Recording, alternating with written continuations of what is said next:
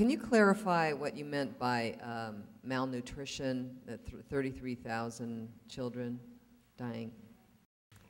By malnutrition, I mean lack of access to water, lack of access to food, and other preventable diseases that could be prevented if we improved access to improved number of calories, improved the vitamins, and specifically food and water to those children. That's what I mean by malnutrition.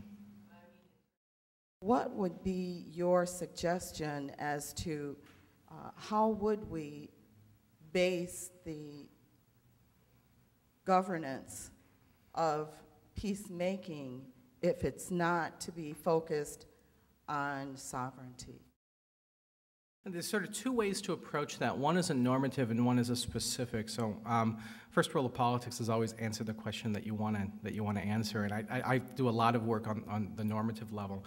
Kofi Annan's description of a state's duty to protect it was a wonderfully creative approach to the question of sovereignty. He uses contract theory to declare that the reason why states have the right to govern is because they provide for their citizens. And if they don't provide for their citizens, they've actually surrendered their right to govern, in particular if they're the ones waging the war on civilians and on their citizens. And so he stated that the state had a duty to protect, and if it wasn't fulfilling that duty to protect, then other actors, presumably, and he referred frequently to the unique legitimating authority of the Security Council, would have the right to intervene as a justification, for instance, in East Timor or in Kosovo.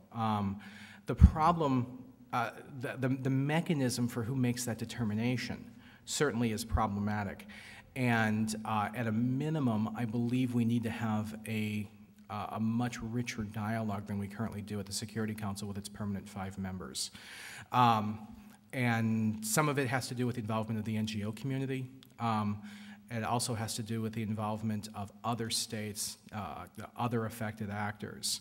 But I believe if states understood that they would be actually held accountable for whether or not they're protecting their citizens, they would take that duty to protect more seriously. Although, as always, the devil is in the details. You said that to move beyond fear, they have to recognize fear and willingness to confront it. Mm-hmm. What are we afraid of, or what are they afraid of, or what is it? I mean, that can range anything from certainly the way that I think I cast this, a great deal of the fear has to do with the fear of physical security, fear for the security of the nation, but especially when you start thinking of issues like clash of civilization, it would be fear that your own civilization could be eroded, that your own civilization would be changed or even potentially destroyed.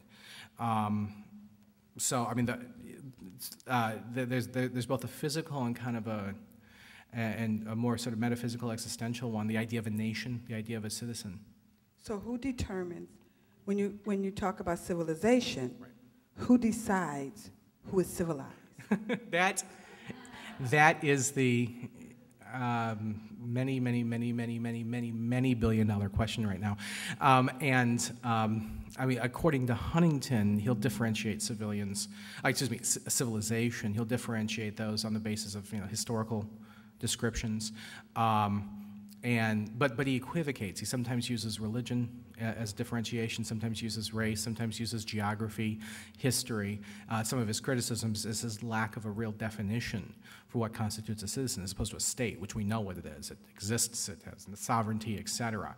But that question of who determines it, the language he uses is simply civilizational differentiation. I believe it's an invitation for any person to declare any other civilization, whatever that might be, to be considered to be uncivilized, which makes the language extremely dangerous.